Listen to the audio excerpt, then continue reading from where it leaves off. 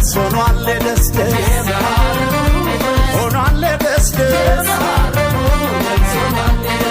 ጣፋጭ ፍቅራችሁ ፍቅራችሁ ንጹህ ፍቅራችሁ ጣፋጭ ፍቅራችሁ ፍቅራችሁ ጽኑ ፍቅራችሁ ይኸው ለዚህ በትዳር አስተሳሰራችሁ